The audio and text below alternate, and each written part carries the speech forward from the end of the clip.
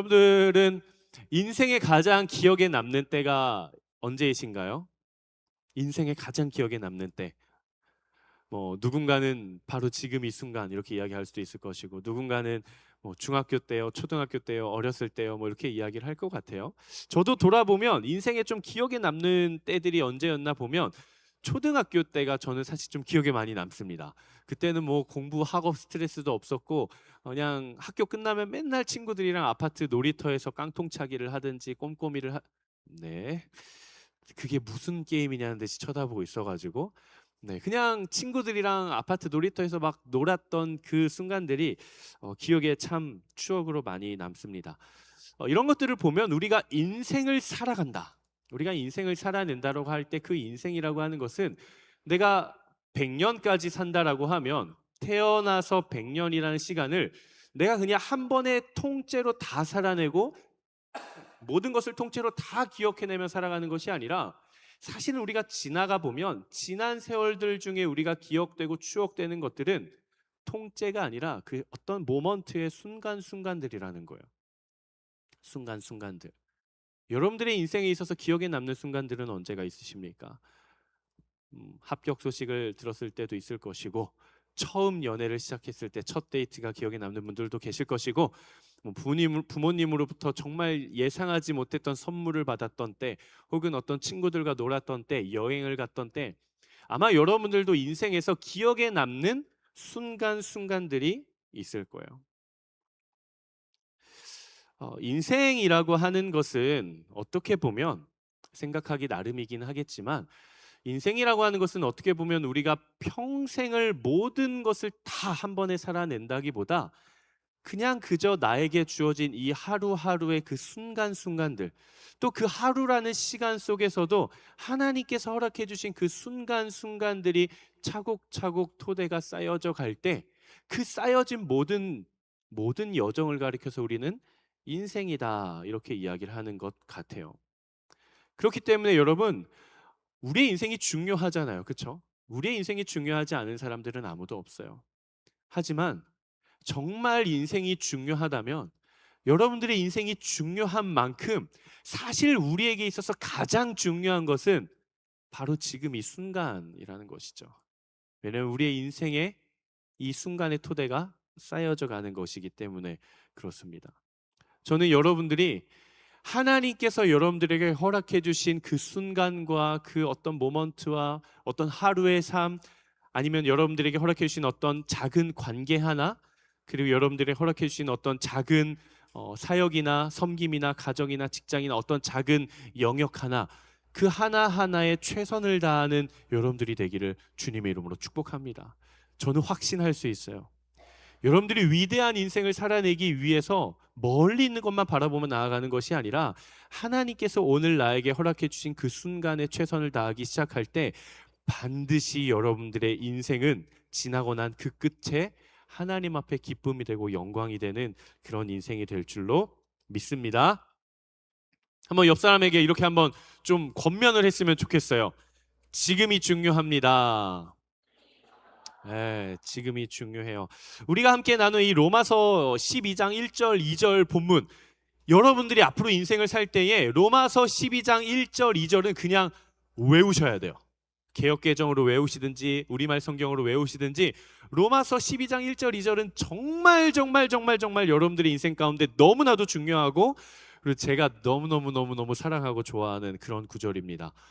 사도 바울이 로마에 있는 교회 성도들한테 보낸 편지가 로마서인데, 이 로마서 전체를 딱 한 문장으로 요약하면 이렇게 이야기를 할 수 있어요. 한번 따라해볼까요? 정신 차리고 똑바로 삽시다. 사도 바울이 이 얘기를 하고 있는 거예요. 우리 정신 차리고 똑바로 한번 지금 이 순간을 제대로 살아내 봅시다 라고 이야기를 하는 거를 1장부터 16장까지 쭉 펼쳐서 이야기를 하는 거예요. 우리 지난주 설교 제목 기억나는 분 계세요? 자신 있게. 그쵸. 고마워요. 하늘 생활 백서. 그래서 우리가 지난주에 하늘 공동체 안에서 우리가 신앙생활을 할 때에 이 세 가지만큼은 꼭 지켜봅시다라고 우리가 이야기를 했잖아요. 그쵸? 내용이 기억이 안 나면 여러분들의 설교 노트를 다시 복습을 하시든지 설교 영상을 다시 한번 들어보시든지 하면 좋을 것 같고요. 오늘 내용은 지난주 하늘 생활 백서의 업그레이드 버전이라고 생각하시면 돼요. 누군가는 또 그렇게 이야기를 하겠죠.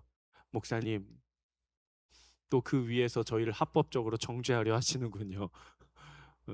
아니요, 그런 게 아니에요, 여러분. 목사님 일부러 그런 본문을 정해 오셨죠? 라고 이야기하시지만, 네, I swear, 온누리교회 본문은요, 교회가 정해줍니다. 저는 그냥 정해준 대로 따라갈 뿐인데, 정말 저는 하나님이 신실하시다 생각해요. 우리에게 너무나도 꼭 필요한 본문을 어쩜 이렇게 딱딱 주시는지 너무 좋습니다. 로마서 말씀을 조금 나누기 전에 우리가 로마서를 조금 이해할 필요가 있습니다. 그래야 이 로마서 12장이 이해가 잘 돼요. 이미지를 한번 딱 띄우시면은 로마서 16장까지 있습니다. 너무 쉬워요. 1장부터 11장까지는 복음이란 무엇인가? 복음의 교리에 대해서 설명합니다. 1장부터 11장은 복음의 교리.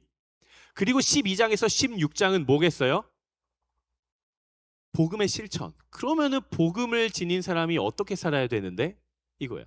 1장부터 11장은 복음이 뭔데? 12장부터 16장은 이게 복음이니까 너네는 이렇게 살면 돼.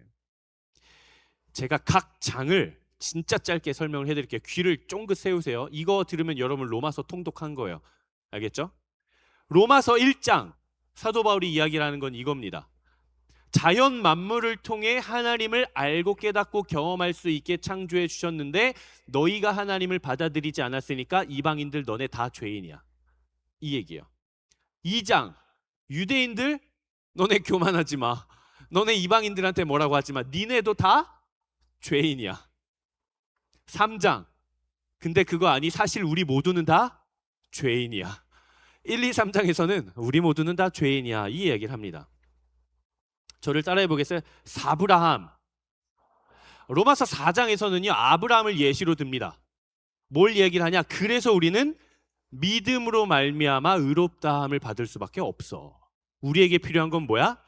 믿음이야라는 걸 이야기를 하면서 아브라함을 데리고 와요. 그리고 한 번 더 따라해 볼까요? 오담. 오담은 누구 얘기를 하겠어요? 아담 얘기를 해요. 한 사람 아담으로 죄가 들어온 것처럼 한 사람 예수로 죄가 해결됐어. 이 얘기를 합니다. 6장에서 8장은요 6장, 7장, 8장은 사도 바울이 무슨 이야기를 하냐? 이렇게 이야기를 해요. 1, 2, 3장 우리는 다 죄인이야. 4장 아브라함 봐. 5장 오담이 아니고 아담 봐. 그래서 6장, 7장, 8장에서는 그래서 우리한테는 십자가의 복음의 길이라는 새로운 길이 열렸어. 그래서 우리는 그 길을 걷는 사람한테는 뭐가 없다? 정죄함이 없다. 이 얘기가 6장, 7장, 8장이에요.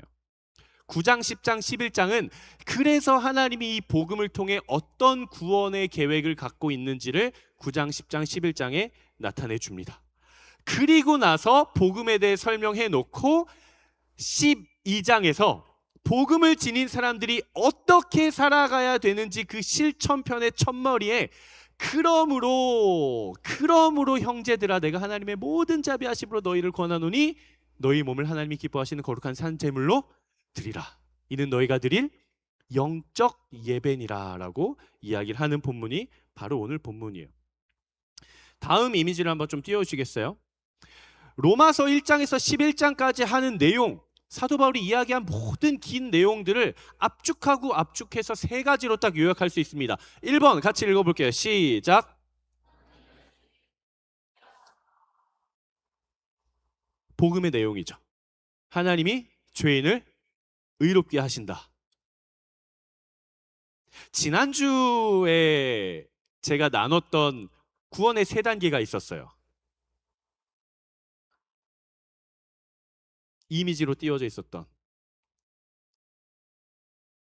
무슨 화, 의화, 성화, 하나님이 영광을 받으시는 영화. 그러면 하나님이 죄인을 의롭게 하시는 거는 의화, 성화, 영화 중에 뭐겠어요? 그쵸, 의화. 그 얘기예요. 2번 읽어보겠습니다. 시작. 하나님이 죄인을 너 죄 졌어. 너 그냥 딜리트, 컨트롤 딜리트, 삭제가 아니라 얘를 존재를 없애시는 게 아니라 얘를 새롭게 하신대요. 얘를 깨끗하게 하신대요. 의화, 성화, 영화. 뭐겠어요? 성화죠. 성화. 성화. 마지막 세 번째 읽어보겠습니다. 시작. 하나님이 죄인을 의롭게 하시고 죄를 지어도 그를 새롭게 하시면서 하나님 안에 있는 자에게는 결코 정죄함이 없다. 즉 하나님이 영광을 받으신다. 뭐겠어요? 영화인 거죠. 사도 바울이 로마서 1장에서 11장까지 복음이 뭔데에 대해서 이야기를 하는 게 결국 이 세 가지예요. 죄인을 의롭게 하셔. 너가 또 죄를 지어도 새롭게 하셔. 그래서 정죄함이 없어서 하나님이 영광을 받으셔.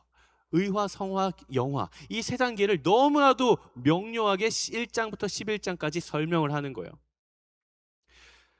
그리스도인이 누구인가요? 그리스도인. 쉽게 말하면 복음을 붙든 자죠. 복음을 마음에 품은 사람이에요. 복음을 들은 사람이에요. 복음을 믿는 사람이에요. 그 사람이 그리스도인이에요. 그래서 사도 바울은 이야기를 하는 거예요.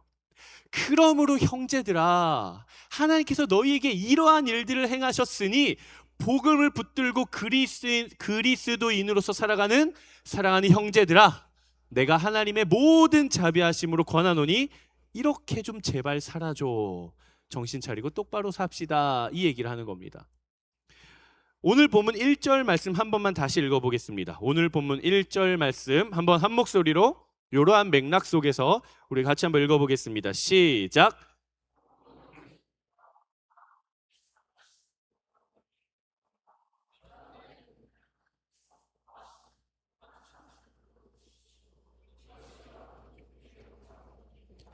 그러므로 형제들아, 내가 하나님의 모든 자비하심으로 너희를 권하노니 너희가 복음을 붙든 자라면 이렇게 사십시오라고 딱 한 문장을 이야기를 합니다. 뭐라고 이야기를 해요? 너희 몸을 하나님이 기뻐하시는 거룩한 산 제물로 드리십시오. 여러분의 몸을 산 제물로 하나님께 드리십시오. 이게 뭘 가진 사람들이라는 거예요? 복음을 가진 사람들이라는 거예요. 복음을 믿고 복음을 붙들고 복음대로 살아내는 사람이라면 당신의 몸을 하나님이 기뻐하시는 산 제물로 드리십시오라고 이야기를 하는 거예요. 여기서 말하는 몸이라는 건 뭘까? 몸. 이 육신, 이 바디를 뜻하는 의미도 있습니다. 그런데 성경에서는 좀 더 깊은 차원을 이야기를 해요. 헬라어로는 소마라고 하는데 이 몸이라는 소마라는 단어는 어떤 의미인가? 한 사람을 외적으로 드러내는 모든 존재의 전체를 가리켜요. 그러니까 그냥 우리의 몸으로 이렇게 손으로 만질 수 있는 어떤 몸에 잡히는 그런 몸, 어떤 쉐입을 지닌 어떤 몸을 의미하는 것도 있지만 그것보다 좀 더 본질적인 차원으로는 그 사람이 누구인데를 외적으로 나타내주는 모든 것. 김한국이 누군데? 아, 걔는 이러이러한 애고 이러이러한 애야. 지난주에 파마를 했어. 귀엽죠? 머리가 귀엽게 잘 나온 것 같아요. 그냥 단순히 겉으로 드러난 김한국은 이렇게 생겼고 키는 얼마고 어떻게 되고 이렇게 생겼어 라는 것도 있지만 더 깊은 차원에서는 걔가 어떻게 살아가는지, 걔가 무슨 생각을 가지고 살아가는지, 걔는 언제 화를 내고 언제 용서를 하고 언제 순종을 하고 언제 기뻐하는지 그냥 외적으로 봤을 때 알 수 있는 존재 전체를 가리켜서 우리는 소마 이렇게 이야기를 해요. 그게 몸이다. 당시 그리스도인들을 포함해서 유대인들, 헬라 사람들한테 예배를 드린다. 예배를 드린다라는 것은 그 사람들에게 있어서 그냥 생각을 하거나 참여를 하거나 그냥 묵상을 하거나 관념적이거나 그냥 느끼거나 그냥 구경하거나 이런 차원이 아니었어요. 그들에게 있어서 예배를 드린다라는 말은 내 몸 전체를 다 드린다라는 의미예요. 그냥 내가 어디에 참여해가지고 이렇게 앉아서 구경하고 좋네가 아니라 내 모든 것을 다 드리는 의미를 그들은 예배를 드린다. 그렇게 표현을 했어요. 제가 여러분들에게 질문 드립니다. 여러분 지금 예배 드리고 계세요? 여러분들은 지금 예배 드리고 계세요? 예배를 드린다라는 것이 생각보다 무겁죠. 생각보다 심오합니다. 오늘날의 예배를 구약 시대에서는 무엇으로 행했습니까? 오늘날의 예배에 해당되는 게 구약 시대엔 뭐였어요? 제사였죠. 제사. 하나님께서 모세를 통해 레위기 율법을 통해 제사를 주셨죠. 구약 시대의 제사는요, 짐승의 소마, 짐승의 몸이 제단 위에 올라가서 드려졌어요. 제단 위에 올라가서 드려졌어요. 그리고 오늘을 살아가는 우리의 시대는 신약 시대죠. 신약 시대는 친히 예수 그리스도의 십자가에서 우리의 짐승이 되어 주신 예수 그리스도의 십자가의 죽음으로 말미암아 우리가 그 피와 능력을 힘입어서 짐승 대신에 내 삶과 내 마음과 내 고백이 하나님 앞에 제사가 되는 거예요. 그게 예배예요.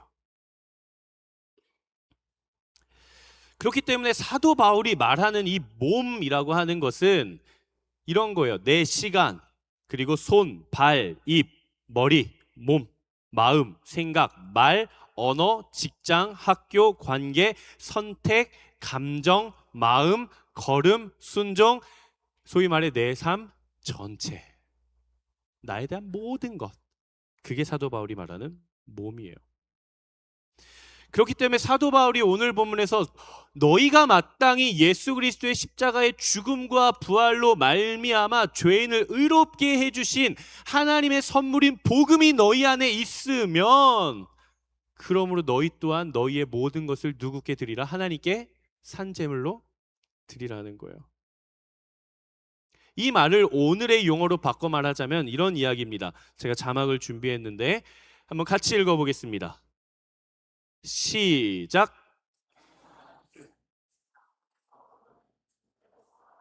그 한 사람의 삶을 세상 가운데 외적으로 드러내는 존재로 살아가라는 거예요. 여러분들의 인생이, 여러분들의 말이, 여러분들의 생각이, 여러분들이 이 세상 가운데 나아가서 선택하는 그 선택 하나하나, 여러분들이 인생을 살아내는 그 순간, 그 지금의 이 순간 하나하나가 세상 가운데 복음을 지닌 자의 존재로 나타나도록 살아가라는 거야. 사도 바울이 이야기를 하는 거 그거예요. 그러니까 이거를 한마디로 하면 정신 차리고 똑바로 삽시다. 이 얘기를 하는 겁니다. 여러분 그렇게 살고 싶지 않으세요? 내가 세상 가운데 뭐 가정이든 직장이든 학교든 친구들의 무리든 공동체든 내가 어디를 가기만 하면 그리스도인의 그 능력들이 막 나타나는 거예요.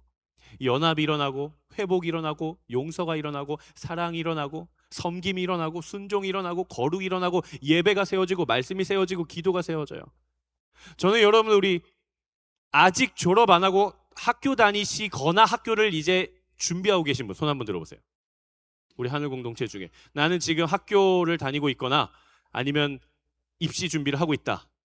저는 지금 손 드신 분들 번쩍 드세요. 저는 여러분들의 삶이 그 학교에서 마땅히 여러분들이 누구인지가 드러나는 삶이 되기를 주님의 이름으로 축복합니다. 여러분 세상 가운데 도망 다니지 마세요. 아무리 캠퍼스에서 교회 다니는 애들이 눈총받고 눈치 받고 약간 욕먹는다 하더라도 그걸 두려워하지 마세요. 우리 안에는 너무나도 빛나는 가치인 복음이라는 가치가 있는 거예요. 당신의 삶을 하나님이 기뻐하시는 거룩한 산 제물을 캠퍼스에서 드리십시오라고 말하는 사도 바울의 말은 여러분들이 하는 학교 생활을 통해 여러분들이 그리스도인이라는 것이 마땅히 안에서만 그냥 내 안에서만이 아니고 외적으로 드러나 누구든 알 수 있도록 즉 빛으로 나타내는 삶을 살아가라라는 거예요. 그러기 위한 조건이 딱 하나가 있어요. 그러기 위한 조건. 구약 시대의 제사도 마찬가지고 오늘날을 복음을 들고 살아내는 우리의 삶의 그 영향력이 나타날 수 있는 유일한 조건 딱 한 가지. 이것만 지키면 우리도 나타나요. 알고 싶으세요?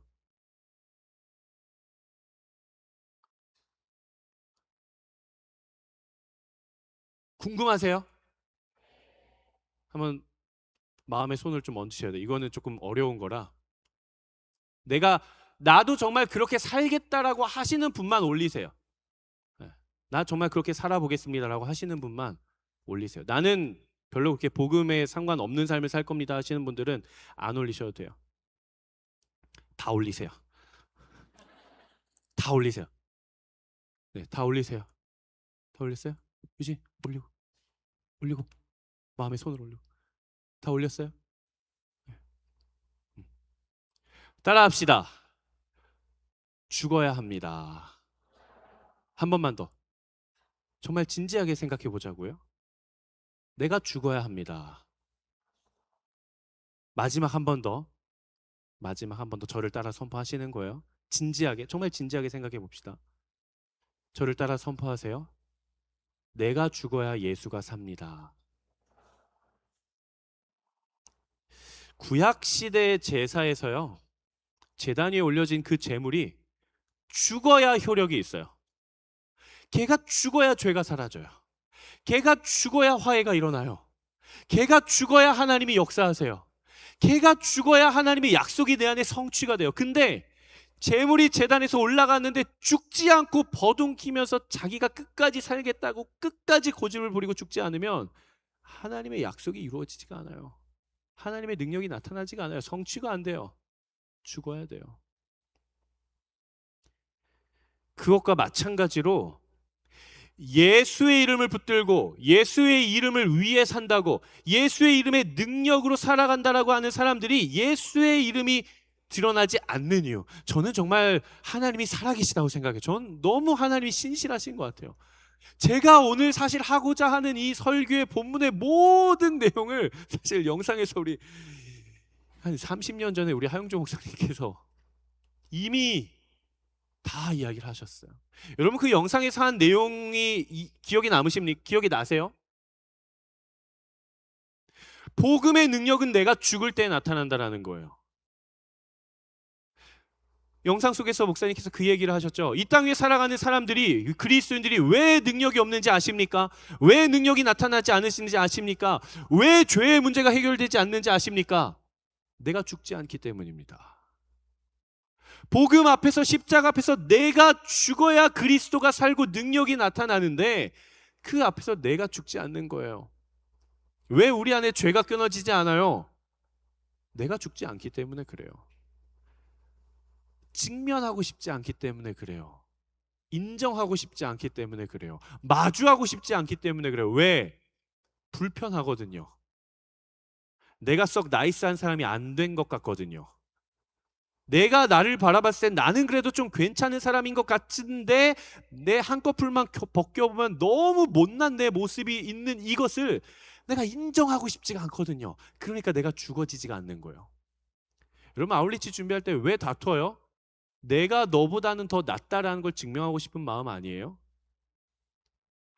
나보다 너가 더 나아 라는 마음이 서로 간에 있으면서 다툴 일이 있겠습니까? 아니에요. 즉 내가 죽어지지 않기 때문에 그러는 것이죠. 내 계획, 내 고집, 내 뜻, 내 자아가 여전히 살아있기 때문에 하나님의 역사를 가로막고 있는 것입니다.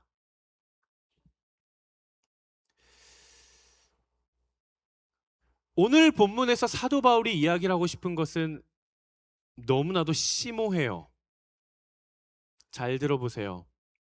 사도 바울이 이야기하고 싶은 이거예요. 하나님께서 여러분 모두가 죄인으로 있을 때에 그의 아들을 내어주심으로써 우리를 마치 의로운 사람인 것처럼 그가 여겨주셨습니다. 우리를 새롭게 해주셔서 우리 안에 정죄함을 없애주셨고 우리 안에 새로운 존재로 새로운 삶으로 살아갈 수 있게끔 그 길을 우리에게 열어주셨습니다. 그래서 그 복음을 붙들고 살아가는 사람들, 여러분들이 그 삶을 하나님 앞에 마치 재물처럼, 죽어야 능력이 나타나는 재물처럼 산 재물로 드리십시오. 그리스도와 함께 죽고 그리스도와 함께 다시 삶으로 능력 있는 인생을 사십시오. 빛으로 사십시오. 복음을 나타내는 자로 사십시오. 거룩한 삶을 사십시오라고 이야기를 하는 거예요. 그러면서 사도 바울이 이렇게 이야기를 하죠. 이것이 너희가 드릴 예배니라. 이것이 너희가 드릴 예배니라. 제가 한 번 더 질문합니다. 여러분, 지난 한 주 동안 예배 드리셨습니까? 지난 한 주 예배 드리셨어요? 이젠 우리의 생각이 바뀌어야 돼요. 지난 한 주 예배 드리셨습니까? 내가 홀리스타 월요일 나갔고, 화요 성령 집회 갔고, 수 목 건너뛰고 금요일 홀스 갔고, 금요일 LTC 예배 갔고, 오늘 왔으니 저는 예배를 7번이나 드렸습니다 라는 생각의 패러다임이 이제는 바뀌어야 돼요. 사도 바울이 우리의 삶을 초청했던 것처럼 여러분들의 삶을 하나님 앞에 거룩한 산 제물로 드림으로써 예배를 드리십시오. 삶의 예배를 드리십시오라고 이야기를 하는 거예요. 예배란 무엇입니까? 우리 한번 이렇게 생각을 해보죠. 예배는 받는 겁니까? 예배는 드리는 겁니까? 여러분, 예배 받으러 간다 이야기하세요? 예배 드리러 간다 이야기를 하세요? 예배? 예배 드리러 간다 이야기를 합니다. 그러면 질문 하나만 더 바꿔볼게요. 여러분들은 그럼 예배의 자리에, 바로 이 자리에 오셔서 하나님 앞에 무엇인가를 드리고 있습니까? 아니면 하나님 앞에 무엇인가를 받고 있습니까? 받길 원하십니까? 드리길 원하십니까? 우리의 마음은 여기서부터가 꼬여 있는 거죠. 우리는 입술로는 저 이번 주 예배 드리러 갑니다. 예배를 드리러 갑니다. 내어 드리러 갑니다 라고 이야기를 하지만 정작 그 자리에 와서는 그래서 하나님 저한테 뭐 주실 건데요? 말씀 주세요. 은혜 주세요. 깨닫게 해주세요. 뭐 주세요. 뭐 주세요. 뭐 주세요 라고 받고만 싶어 한다라는 거예요. 예배는 받는 게 아니라 드리는 거예요. 예배는 드리고 있는 거예요. 어느샌가 우리 안에 굉장히 잘못 시대착오적으로 자리 잡은 것 중에 하나가 좋은 예배란 내가 은혜 받은 예배라는 생각을 해요. 좋은 예배는 뭐야? 내가 찬양을 통해 은혜 받고 내가 말씀을 통해 은혜 받고 내가 기도를 통해 은혜 받은 그 예배는 되게 좋은 예배야. 너도 그 예배 가봐. 되게 좋아. 그렇게 이야기를 해요. 뭔가 이상하지 않습니까? 사도 바울도 이야기를 하잖아요. 너희의 삶을, 너희의 몸을 산 제물로, 죽어져야 하는 산 제물로 하나님 앞에 드리라. 이는 너희가 드릴 영적 예배다라고 이야기를 하는데, 우리는 예배를 드린다고 이야기를 할 때 하나님 앞에 무엇인가를 드리기보다 무엇인가를 받는 데에 집중이 되어 있어요. 우리의 마음이. 저는 우리 하늘 공동체 주일 예배, 저는 이 시간이 너무나도 소중합니다. 저는 정말 이 자리를 생명처럼 여기거든요. 저는 주일이 지나면 월요일부터 토요일, 주일 이 예배 전까지 일주일의 시간이 이 시간에 포커싱이 맞춰져요. 제가 제2인 영향도 있긴 하겠지만 그 다음 주 본문을 하루 종일 묵상해요. 일주일 내내. 일주일 내내. 저는 우리 하늘 공동체 지체들, 사랑하는 믿음의 가족들도 이 주일 예배를 생명처럼 여기게 되기를 축복합니다. 저는 이 주일 예배가 여러분들의 삶의 토대가 되기를 바라요. 이제 우리의 생각을 바꿉시다. 일주일 동안 정말 고생하고 살다가 이제 여기 와서 회복을 받는 게 아니라 여기 와서 영적으로 재무장해서 삶의 자리로 나아가는 시작점. 저는 이 자리가 여러분들의 삶을 시작하는 시작점이 되기를 바라요. 조금 멀었는데 앉아도 돼요. 네. 저는 우리 하늘 공동체 예배가 프로그램이 되지 않았으면 좋겠습니다. 저는 여러분들의 주일 예배가 퍼포먼스가 되지 않기를 바라요. 저는 여러분들의 예배가 컨텐츠가 되지 않게 되기를 바라요. 예배를 소비하지 마세요. 예배를 드리십시오.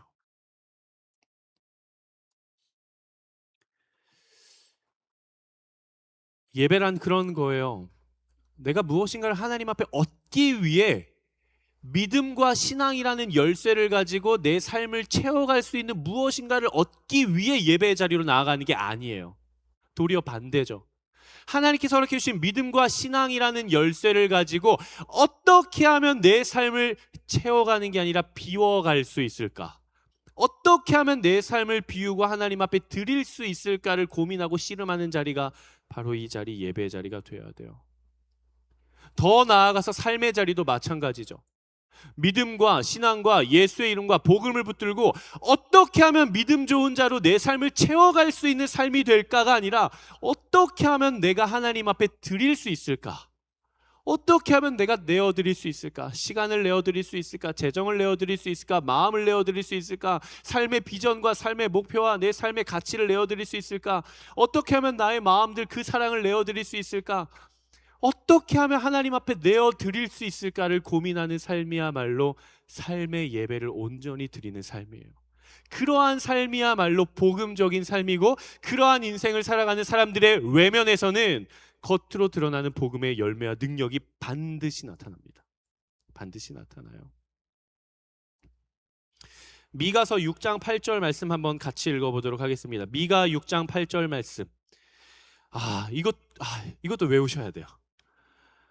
미가 6장 8절은요 구약의 황금률로 여겨지는 본문입니다. 진짜 너무 중요한 본문이에요. 그냥 외우셔야 돼요. 한번 읽어보겠습니다. 시작.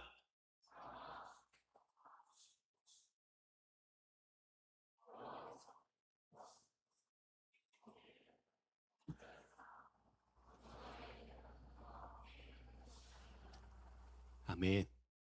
미가 6장 8절, 미가라는 선지자가 선포하는 거예요. 사람아, 하나님의 사람아, 복음을 지닌 사람아, 이 땅 위에 그리스도인으로서 살아가기를 소망하고 결단하는 사람아, 주께서 무엇이 선한 것인지를 내게 이미 보이셨나니 여호와께서 내게 구하시는 것은 오직 정의를 행하며 인자를 사랑하며 겸손하게 내 하나님과 동행하는 인생이 아니냐. 여기서 말하는 인자는 그 사람의 아들 예수 그리스도를 나타내는 게 아니라 사랑, 인애를 말하는 거예요. 너희가 세상 가운데 정의를 행하고 사랑을 행하고 하나님과 겸손하게 동행하는 것이, 그것이 곧 하나님께서 기뻐하시는 삶의 제사다, 삶의 예배다 라고 이야기를 하는 겁니다. 사랑하는 우리, 정말 제가 아끼고 사랑하고 여러분들을 위해 기도하는 우리 하늘 공동체 모든 우리 가족 여러분, 여러분들의 삶에서 복음이 나타나게 하십시오. 여러분들의 선택에서 복음이 드러나게 하십시오. 여러분들의 생각과 여러분들의 말과 여러분들의 언어와 여러분들의 그 삶을 살아가는 그 지금의 그 순간 속에 복음이 드러나게 하십시오.